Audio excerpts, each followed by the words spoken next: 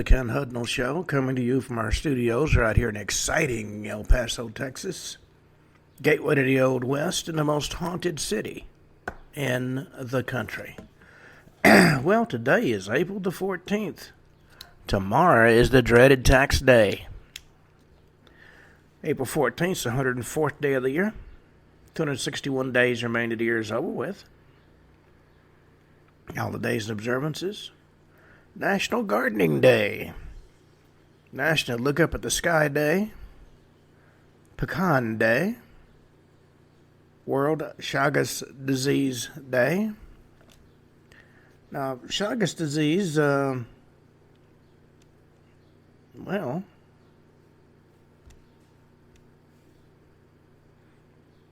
it is,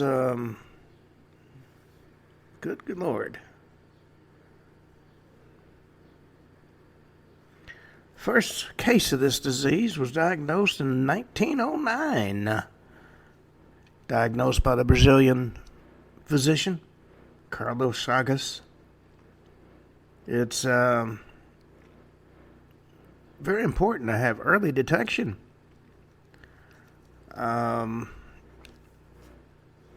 This condition poses a significant health threat, and quite often it's not noticed. And World Chagas Disease Day's got a unique history. Highlights the global fight against a disease that affects millions. And it commemorates the day in 1909 when Dr. Carlos Ribeiro Justiniano Chagas diagnosed the first case of Chagas disease. It's known as the silent and silenced disease.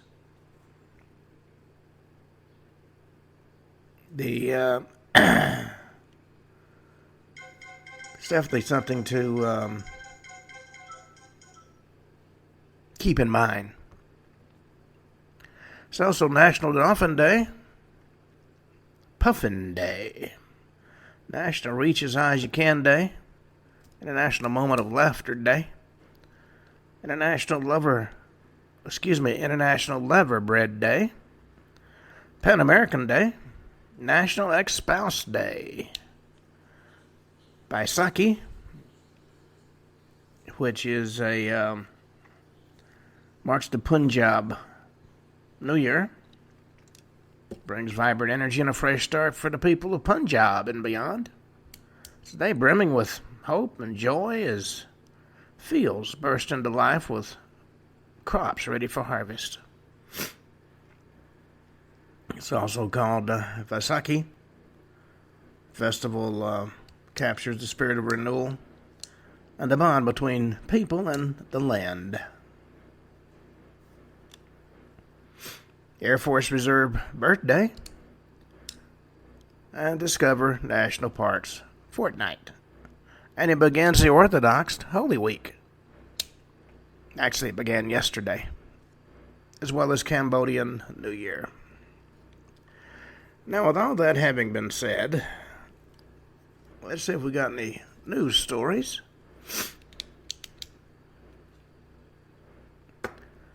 President Trump has summoned a world leader to the White House to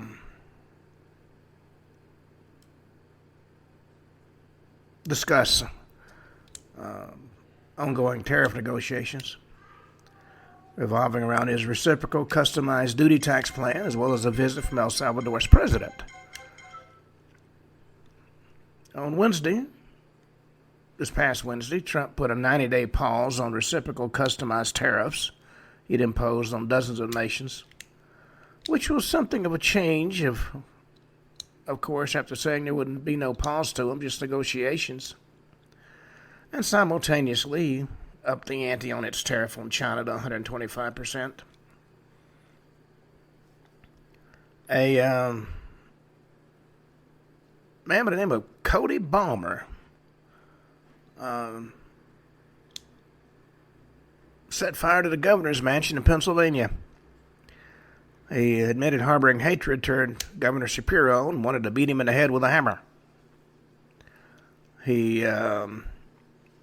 Ballmer's 38 years old and admitted making Molotov cocktails to use against the governor's mansion. He is currently receiving treatment at a hospital. Lived in Harrisburg, Pennsylvania. First identified to police by ex-lover after he allegedly confessed to her and wanted her to call the police to turn him in. Only a short time later, he turned himself in outside Pennsylvania State Police headquarters.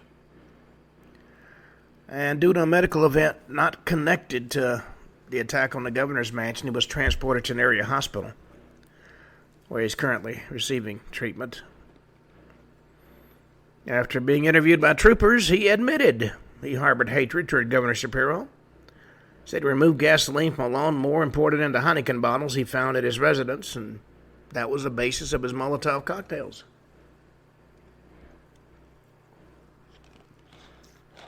Said he walked an hour to the governor's mansion with the intention of throwing his homemade Molotov cocktails into the residence. He admitted scaling a perimeter fence, broke 2 windows with a hammer, and threw Molotov cocktails inside. And he said he was aware of the possibility Shapiro and others were home at the time, and he knew it was very likely people going to be injured by his actions. And he said if he came face to face with the governor, he would have beaten him with his hammer. Well, as you might guess, he was caught on security cameras both in and outside the mansion, wearing a black snap-on jacket, black boots, and carrying a bag. According to state troopers, they found the jacket, the bag, and a small sledgehammer at Ballmer's home. This happened about 2 o'clock in the morning. Well, Mississippi, the state auditors, Mississippi version of Musk, said they found $400 million in government waste.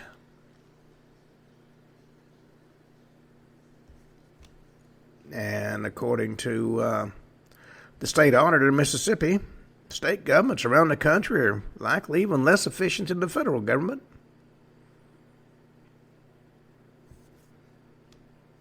Nobody's watching the money. The President Trump has singled out a new specific industry for tariffs: semiconductor. He said, we want to make our chips and semiconductors and other things in this country as opposed to farming it out. White House has a new policy. They formalized it. They're going to ignore reporters who share their pronouns in their signatures.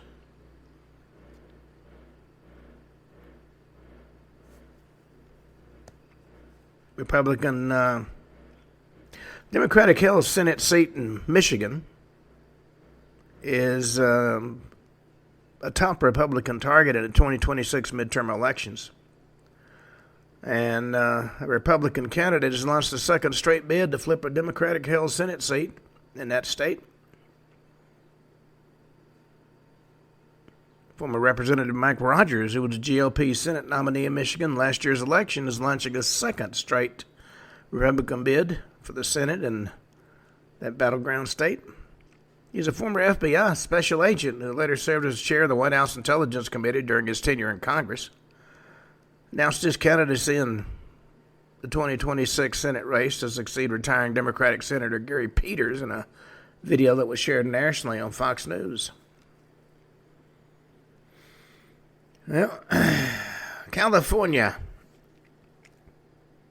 has been slammed for prioritizing the criminals with a $239 million taxpayer-funded prison project.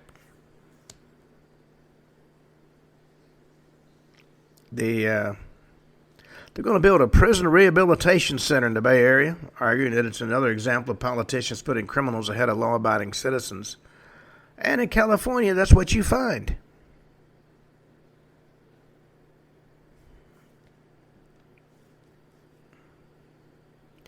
Well, Rory McIlroy has given advice to his daughter, Poppy, after winning the Masters. He said, never give up on your dreams.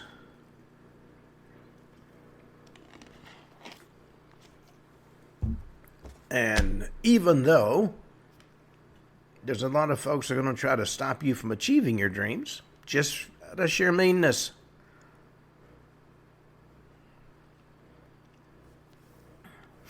Now, Taylor Lorenz, who is a CNN commentator, said Luigi Mangione is a morally good man. He's handsome. And he shouldn't be prosecuted for a little thing like murder. She's an ex-Post reporter. She's been defending Mangione since he got arrested. He is the murderer of the alleged United Health. He is the alleged United Healthcare CEO murderer. Lorenz spoke with Misinformation host Donnie O'Sullivan about Mangione's appeal to people, particularly to women. He's something of a folk hero to the far left after he's arrested for the murder of Brian Thompson. Some folks view that murder as a comeuppance for the greedy insurance industry. And is it greedy? Yes. But should you forgive the murder of a CEO? You shouldn't forgive the murder of anybody. Well, Washington Post columnist attacked Bill Maher on falling into the trap of talking to Trump. Maher was not a happy camper being on the receiving end.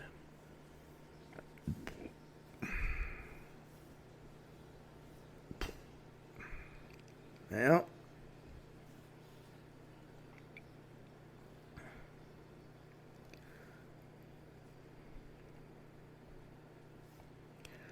Trump's decision to gut the education department is illegal and wrong, according to Randy Weingarten, who's the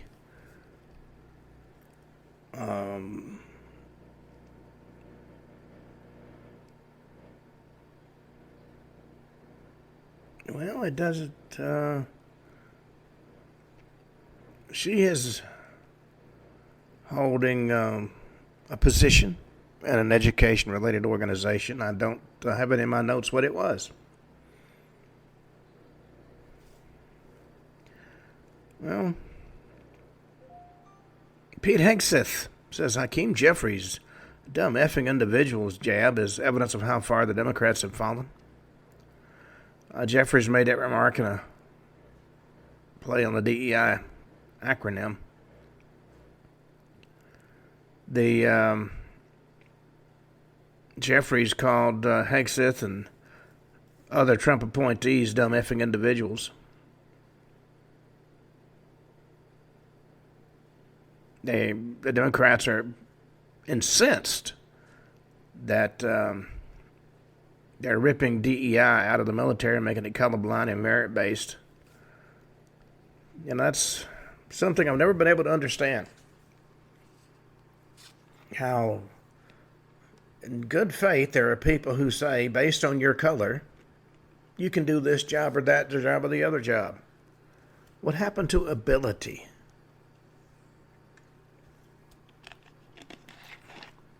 Well,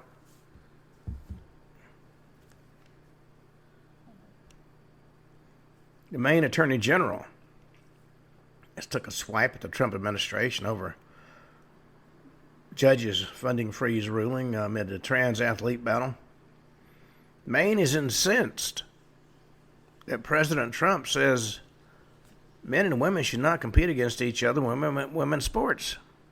They can't understand that. They're just outraged.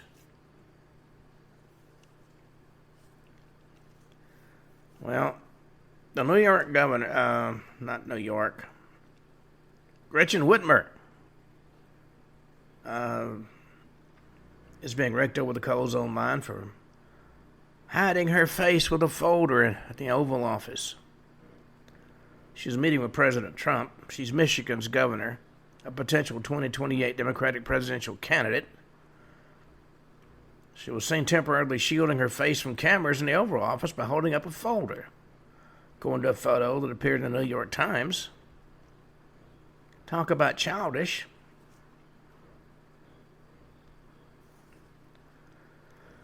Well,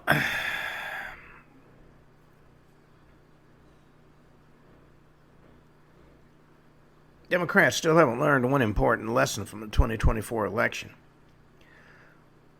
A lot of the, let's call them experts for lack of a better term, are saying that President Trump's victory proves parents are done with radical policies. The 2024 election was a wake-up call for Democrats. But unfortunately, 5 months later, they still seem to be asleep. President Trump's win over Kamala Harris, fueled by a 9-point lead among parents, made the GOP the parents' party. He campaigned on school choice, ousting transgender ideology from the classrooms and banning critical race theory and diversity, equity, and inclusion nonsense. Harris barely mentioned education. She was too busy strutting. Let's see what else we got.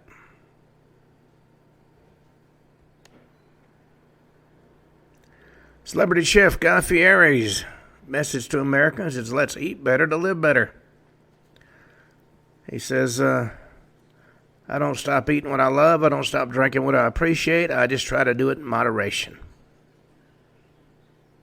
He's the Diners, Drive-In, and Dives host, who's now got behind the move for making healthy choices.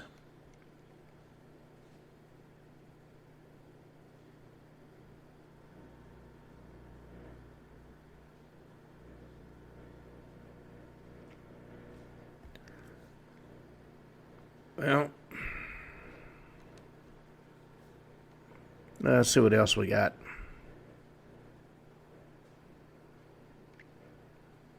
The Houthis continue to attack our ships, and President Trump's just issued a warning. The dangerous red tape from the Biden administration is gone. You kill us, we kill you back.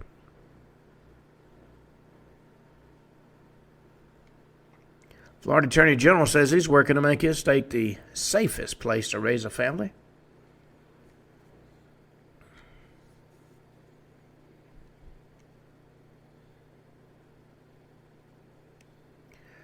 Well, the Democrats have adopted a chicken little philosophy. Everything is a major danger. Everything the Republicans do is a major danger. Aaron Carter, a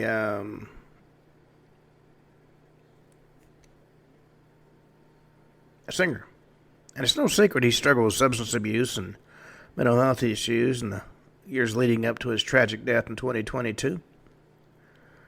He became even more violent after the family got a restraining order. His twin sister, Angel Carter Conrad, talked about her famous family's downfall in the Paramount Plus documentary, The Carters. As well as close friends and family members opened up about the experiences that led to him dying, including a moment in which an unhinged Aaron drove to his brother Nick Carter's house with a gun in his car. The problem when you're on drugs is getting off of them, staying clean. Well, Blue Origin has launched an all-female star-studded crew to the edge of space. The journalist Gayle King, global pop star Katy Perry, filmmaker Carrie Ann Flynn, bioastronautic scientist and advocate Amanda Nguyen, STEM board CEO Aisha Bal, and journalist and author Lauren Sanchez. They're going to go where usually nobody goes.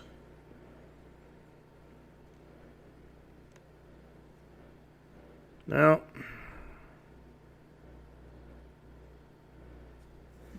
the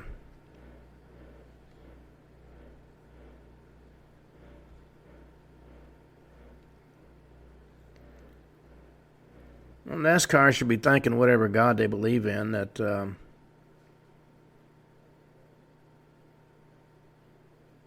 nobody watched the debacle race they put on at Bristol. Kyle Lawson was a runaway leader on that.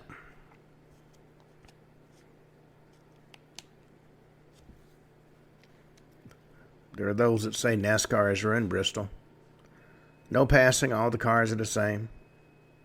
It's basically a glorified F1 race. A couple of just awful deaths rocked the sport over the weekend. It does make Kyle Lawson's win a bit more noteworthy.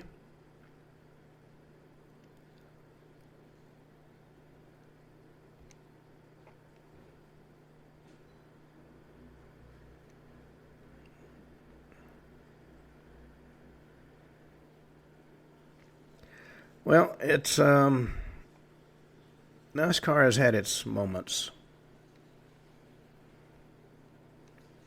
One with Alzheimer's began a 3,000-mile walk to raise awareness. California wellness coach, 80 years old, credits a new lifestyle for sustained brain health. Would she could get Congress walking. If we're talking about brain health. 13 years after her Alzheimer's diagnosis, she's more vibrant than ever. Judy Benjamin, Ph.D., set off Saturday on a 3,000-mile journey across the country. She'll walk from San Diego, California to St. Augustine, Florida. She estimates it'll take her 5 months. She said, life is here to enjoy and age is just a number. But you don't have to be identified and characterized by that number.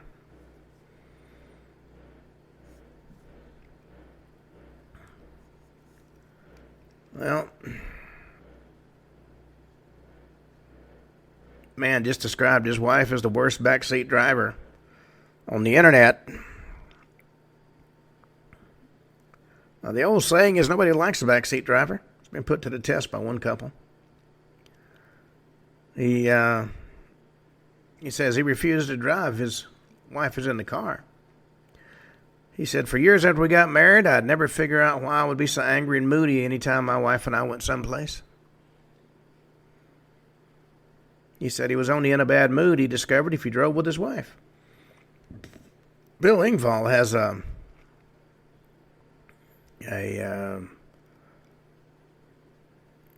presentation about backseat drivers. And after listening to that, I sent him an email. He must have been riding with us. He thought that was hilarious. Well, I think that wraps up our news segment for the moment. Well, today and tomorrow I'm going to talk about what I call murder in paradise. I'm going to start out with the story of Heather Mack, convicted of killing her socialite mother while they were on vacation in Bali. You know, the trip was supposed to actually be a way to make things better between them. In 2014, Sheila von Weiss Mack, the socialite widow of jazz musician and composer James Mack, and her daughter Heather, traveled first class to Indonesia to stay in the luxurious St. Regis Bali resort. The mother and daughter have been at blows for years. 86 police calls to their home for domestic violence between 2004 and 2013. Nearly all the violence inflicted by the 19-year-old daughter. Allegedly punched and bit her mother. Broke von Weissmack's arm and once ripped away the phone cord so she couldn't call 911. Yeah, that's a girl with a temper, let me tell you. But Max actually didn't have reconciliation on her mind in Bali. Instead, she stole her mother's credit card and booked a flight to Indonesia for her boyfriend, Tommy Schaefer, an unemployed self-styled rapper she knew from high school who went by the name of Tommy EXX. At that point in time, Mac was actually pregnant with Schaefer's baby.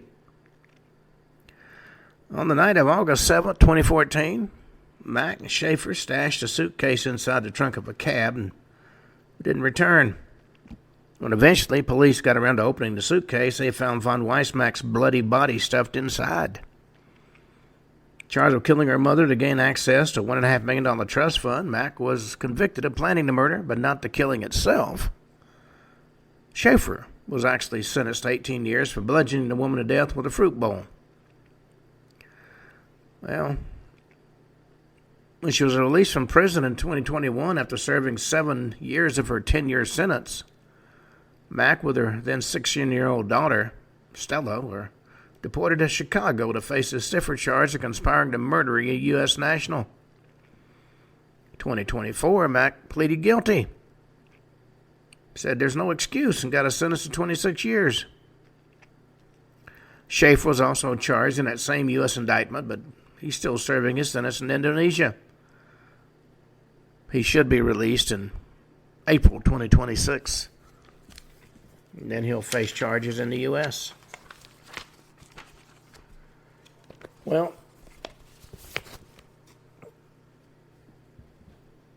let's talk about Rebecca Middleton. She was vacationing in Bermuda when she was raped and stabbed multiple times. It was on an extended vacation in Bermuda. She and her friend were waiting for a cab one night when two local men pulled up, one on a motorcycle and the other on a moped, and offered them rides. Well, unfortunately, they trusted him, and the two teenagers agreed. The friend, whose father lived on the island, made it home, but Middleton was found the next morning on the side of the road, barely alive. She'd been raped and stabbed more than 30 times. Unfortunately, died before the paramedics got there. Well, two men were arrested in the July 1996 murder of the Canadian teenager, Kirk Mundy and Justice Smith. But the case was not open and shut. Oh, no. It was beset with a lot of problems. Although the DNA test would show it was Mundy who raped Middleton, prosecutors cut a deal with Mundy to testify against Smith, in exchange for pleading guilty to a lesser charge of being the accessory. Well, Mundy, who at that time was out on bail for armed robbery of a bank vehicle, took up the offer. The trial ended with the judge finding there wasn't enough evidence against Smith and ordered a jury to acquit. Mundy only served a little time, and Smith walked completely, neither to be tried again due to double jeopardy protections.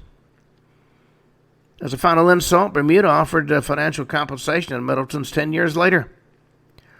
The massive sum of $2,840.63 for the death of their 17-year-old daughter. It shows you not every prosecutor has his head screwed on right.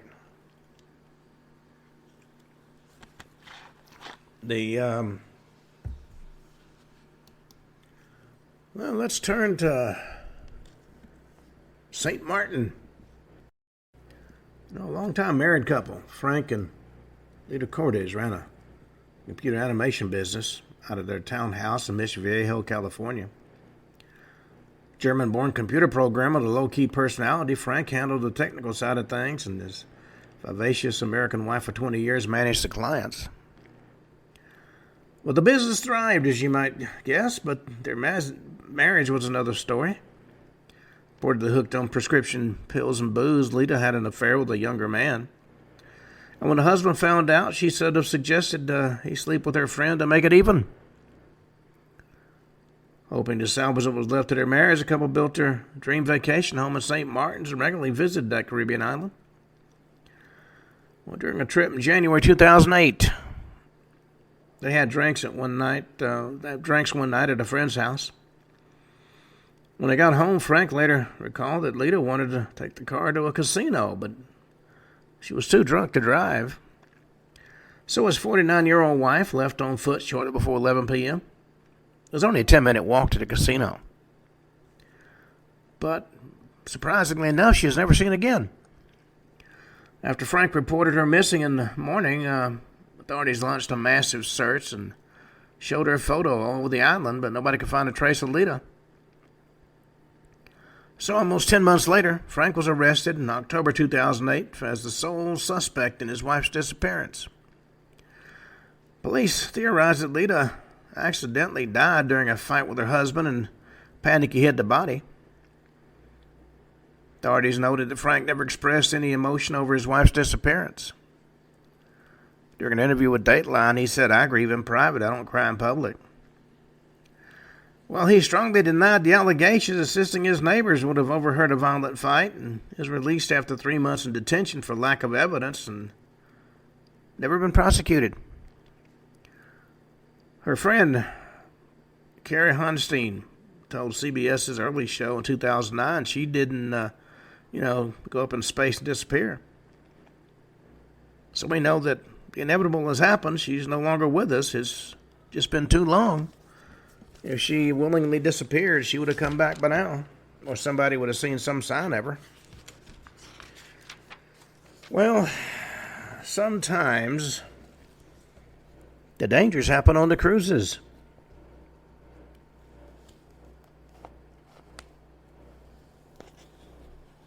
From the very beginning, the cruise that Ani Kokante's book for May of 2006 really didn't make a lot of sense.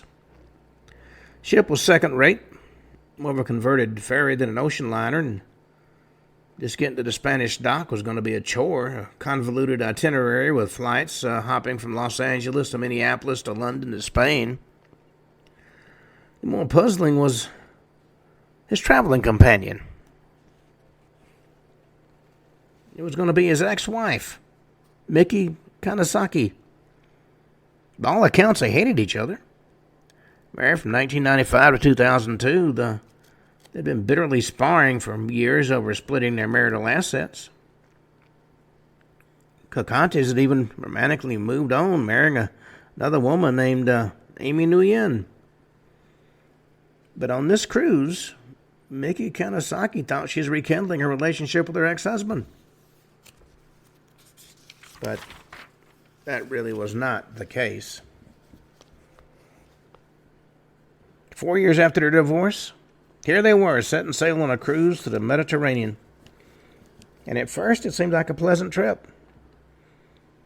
On their first day, they took a scenic shore excursion to Sicily, then returned to the ship for a romantic dinner over wine, followed by gambling and a show.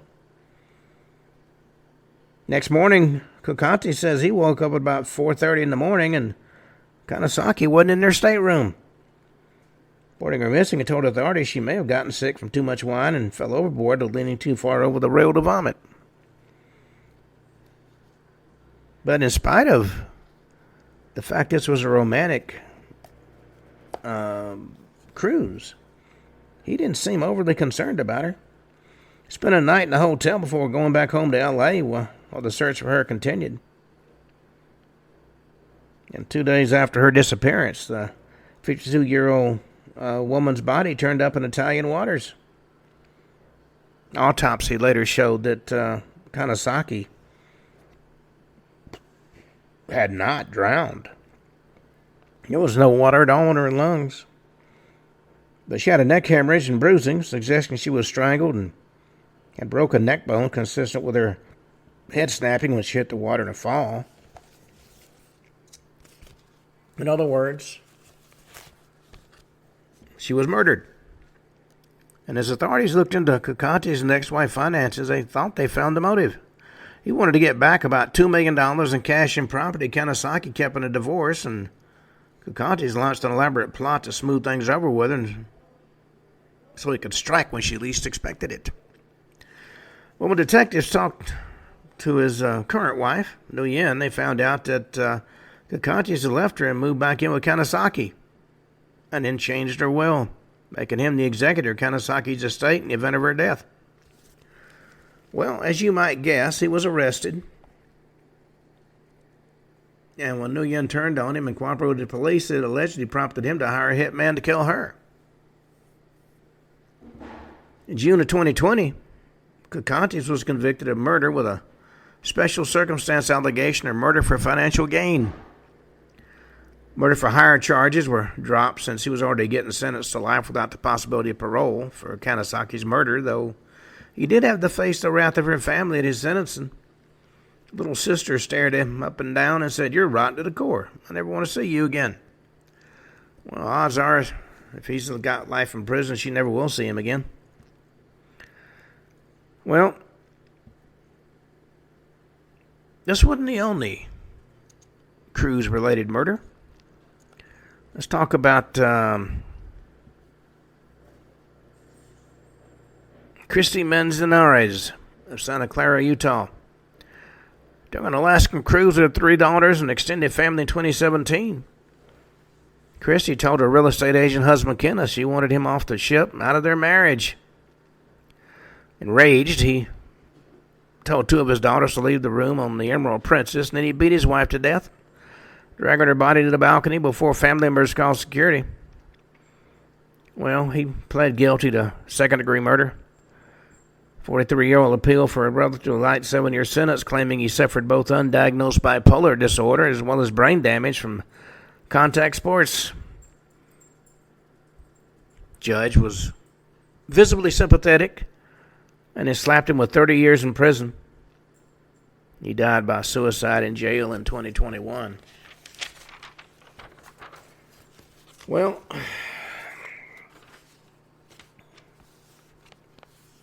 now let's talk about Tamara Tucker's odyssey. During her birthday trip on a cruise, she plunged from her balcony. During a drunken argument, it was alleged that her boyfriend pushed her over the railing. It was supposed to be a special birthday getaway for a special woman. Tamara Tucker of Kansas City, Missouri, spent a decade as a professor of social work advocating for justice for those most vulnerable, and then served as the program director of a child abuse prevention organization. Celebrate her 50th birthday, her longtime boyfriend, Eric Newman of Topeka, Kansas, booked a 4-day cruise to the Bahamas. Only a few hours after departing from Jacksonville, Florida, at about 12:15 in the morning on January 19, 2018, the Carnival Elation ship was in international waters off the coast of Florida. That was when her fellow passengers heard a horrifying sound. She had plunged 2 floors from the couple's stateroom on the 13th deck. Ship's medical team responded immediately, but unfortunately by that point in time it was too late. She was dead. FBI found Tucker and her boyfriend had gotten into an argument shortly after midnight. Newman, 53, grabbed her neck and pushed her over the cabin room balcony railing. Died of blunt force trauma from the impact.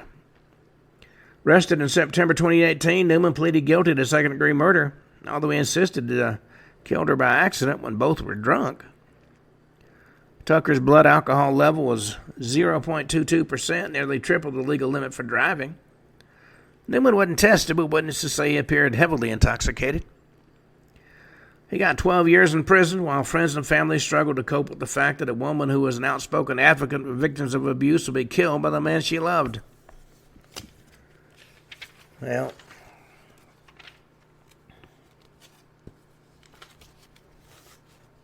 the people die from some of the strangest things. This particular case, she was dead from a date rape drug. Her name was Diane Brimble, a straight-laced mother of 3. She decided one time to cut loose, saved up for 3 years, treat herself to a 10-day cruise through the South Pacific on board the Pacific Sky ship from P&O Cruises. Had a reputation for a hedonistic atmosphere. And by all accounts, cut loose she did. Shortly after, the 42-year-old boarded the Pacific Sky with 12 of her family members, including her sister, niece, and 12-year-old daughter. And this was September 23rd, 2002, by the way. She began partying hard in a disco with several men she just met.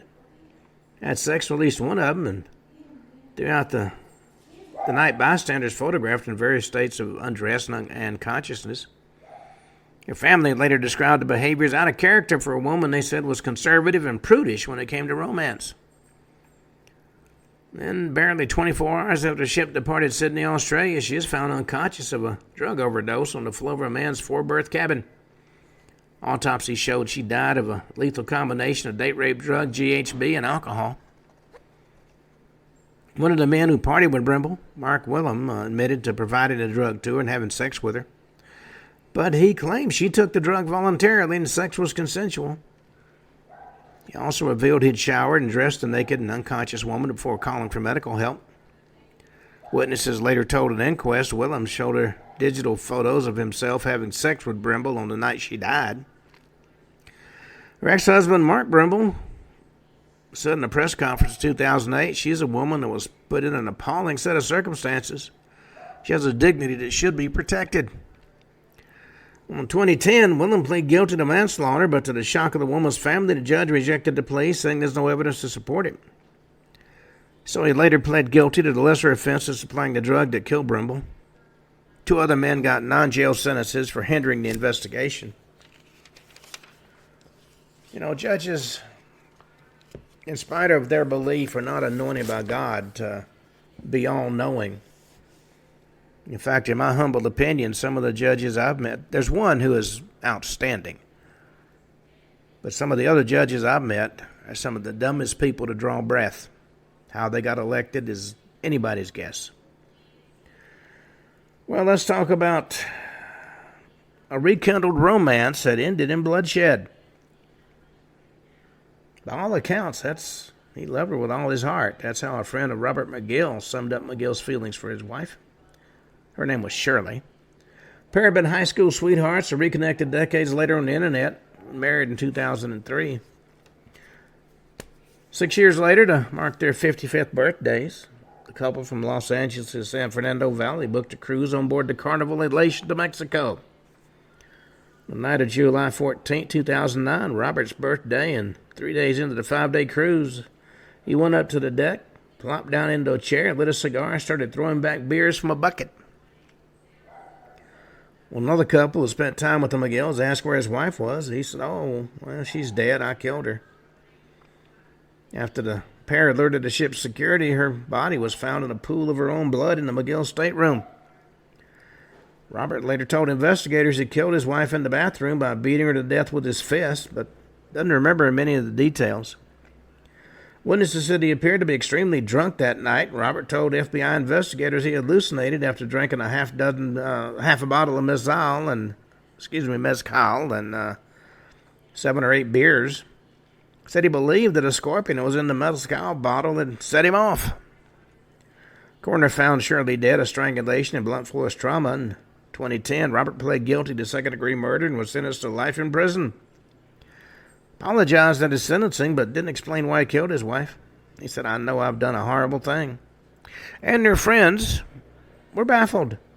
Shirley just retired from the DMV, and her husband was planning an early retirement from teaching at-risk teens. As her neighbor told the Associated Press, Bob and Shirley never said anything negative about each other, which is unique. Well, sometimes the strangest things happen. This is a case of a woman who disappeared while on a trip to the Caribbean with her family. Gifted athlete, Amy Lynn Bradley had gone to college on a basketball scholarship, was a powerful swimmer, and worked as a lifeguard. So when the 23-year-old from Chesterfield County, Virginia, vanished during the Caribbean cruise in 1998, those that knew her best refused to believe she could have drowned after falling overboard. She'd been aboard the Royal Caribbean ship Rhapsody of the Seas, cruising with her family from Aruba to Curacao. Shortly after midnight on March 23rd, 1998, 2 days into the cruise, she and younger brother Brad hit the Mardi Gras nightclub where she danced and drank and partied with a member of the band Blue Orchid until 1 in the morning. Brother returned to the family cabin at 3:35 in the morning, or according to the computerized lock system. She came back 5 minutes later. About 5:30 in the morning, their father Ron woke up and saw his daughter zonked on a lounge chair on the balcony, her brother asleep in bed. Well, when the father got up a half hour later, she was gone. After Bradley couldn't be found on the ship, authorities launched a 4-day search for the waters without finding any trace of her.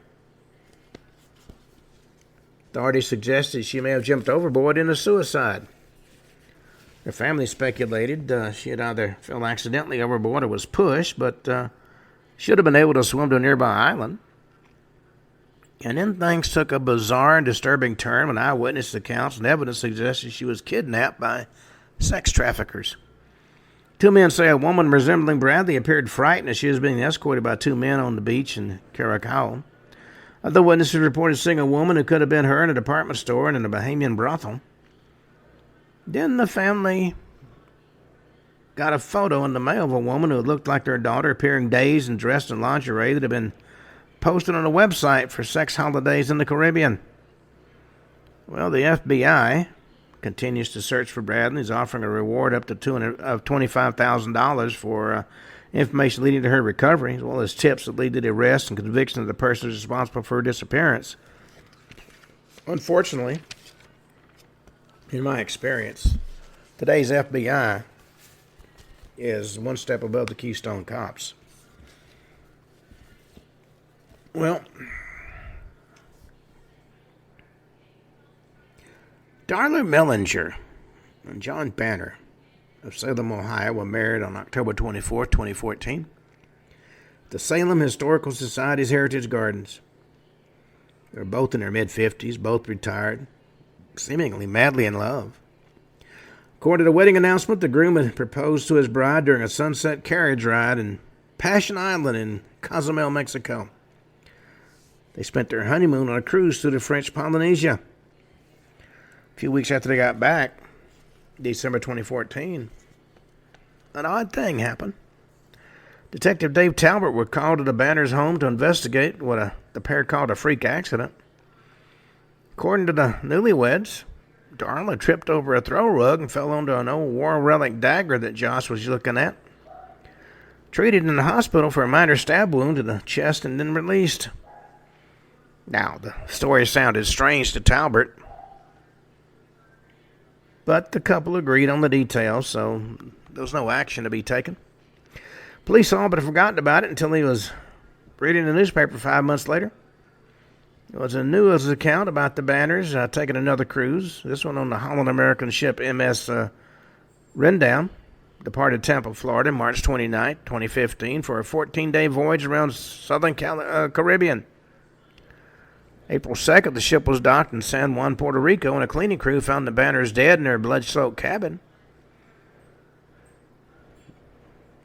Talbot did an interview on WKBN. He said, "I knew the name sounded familiar, and so were the details surrounding what had just happened to the pair." Investigation later determined that John had stabbed his wife to death and then committed suicide using a knife. That was twice a freak accident happened. Second time was fatal. Well, sometimes the strangest things happen. Rebecca Coryam, a British youth activity worker on the Disney Wonder ship, disappeared on a 2011 during a Mexican cruise. Disney Cruise Line officials theorized the 24-year-old was washed overboard by a high wave while she was swimming in the ship's pool.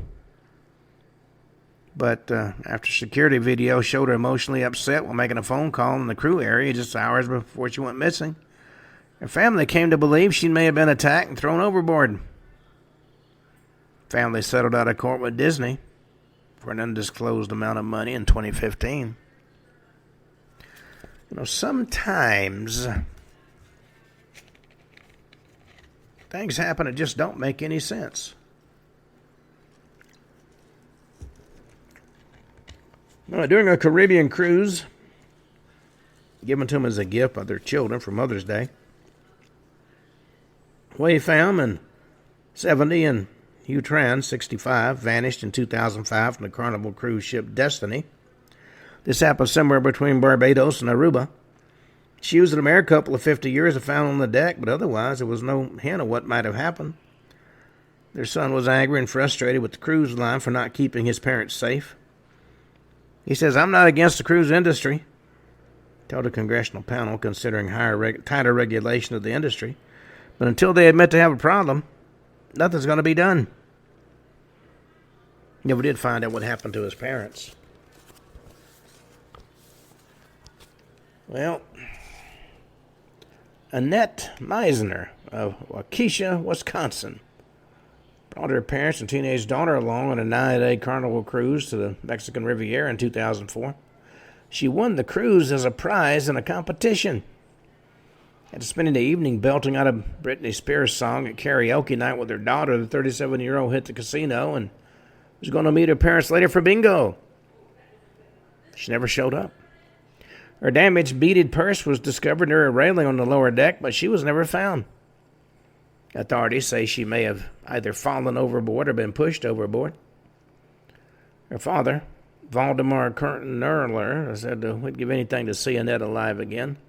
Never determined what happened to her.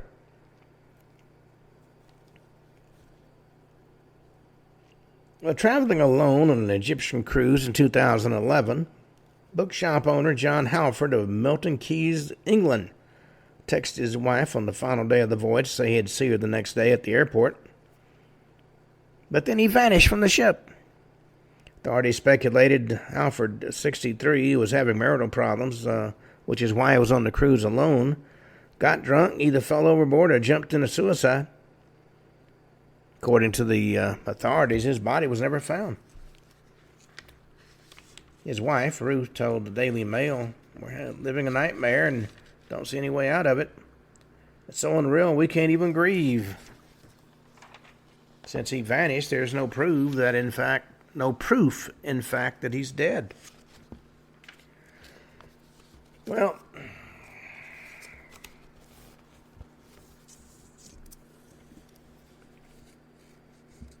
everybody who gets married has, no matter how short or how long, has a honeymoon period. What happens when that honeymoon turns out to be the honeymoon from hell? It takes an experienced scuba diver to reach the shipwreck Yongala sitting on the ocean floor in Australia's Great Barrier Reef, and Tina Watson was no experienced diver. But the 26-year-old from Helena, Alabama was young and adventurous and determined to make her honeymoon memorable. Besides her husband and dive partner, Gabe Watson was an accomplished diver, and she knew he'd watch out for her. Morning of October 22nd, 2003, 11 days after their wedding, the couple jumped into the clear blue water off the shore of Townsville to explore the remains of the 50-foot steamer went down in 1911. 2 minutes later, something happened. Tina lost consciousness and sank like a stone, 98 feet into the ocean.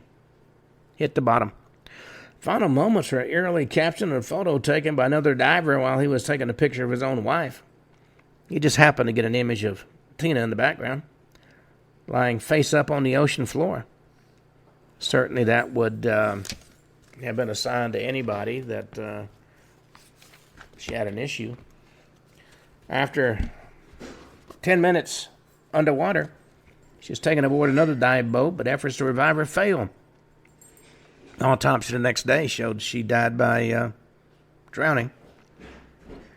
And then came the questions. Why didn't her husband do more to save her? During an investigation, he gave what the prosecutor said were 16 different explanations, none of them matching what the witnesses saw and what was recorded by his dive computer. He also exhibited what was described by some as a complete lack of grief. Originally charged with murder, he admitted he must have panicked during stronger than expected water currents and didn't do all he could have to help his wife. Prosecutor said Gabe didn't inflate his wife's buoyancy control device or remove her weight belt, nor did he share his oxygen with her. 2007, he pled guilty to manslaughter and was sentenced to 12 months in an Australian jail. The term was extended to 18 months after it failed to appeal. As Tina's family expressed outrage at what they saw as a slap on the wrist, prosecutor contended the sentence was the best he could get under the circumstances. According to the prosecutor, given the complex circumstantial nature of the case, Mr. Watson's admission he breached his duty to render assistance to his wife ultimately meant there was no reasonable prospect of proving beyond a reasonable doubt he was guilty of murder. But her family was unwavering in their belief that Gabe was a murderer. Family members found he had upped Tina's life insurance just before her death, and they claimed he never showed any great grief. After his release in 2010, he was charged with murder in his home state of Alabama. In 2012, a judge dismissed the case due to lack of evidence against him, and after new information surfaced that Tina suffered a heart condition she kept secret from everybody. One expert said she wasn't fit to die without a doctor's clearance, and something she did not have. When no longer facing charges in her death, Gabe has expressed remorse, telling an interviewer on 2020, "I don't think I was making rational choices when Tina got into trouble." But then he said, "I don't know what I would have done had I stayed with her. I don't know if there's anything that I was actually capable of doing." Interesting 2020 hindsight, I guess. Well, let's talk about Amanda Waller. Went snorkeling with her husband, Alan Waller, and a large group of friends during a dream vacation to Curacao in 2015. During that snorkeling event, she disappeared. When the group couldn't find a 28-year-old anywhere in the water, they called in the Coast Guard, which, along with the Marines and other authorities, searched by air and with divers, but couldn't find any trace of the Katy, Texas woman. After 72 hours, the search was called off, and her fate is still a mystery. I don't want to speculate on what I believe happened. Her husband told KTRK-TV in Houston, "I just have faith she's in God's hands now." And of course, that faith, I'm sure, led him to her insurance policy. Well, on that note, we come to the end of today's show. We're going to do one more day of Murder in Paradise tomorrow, and then we're going to switch to another topic.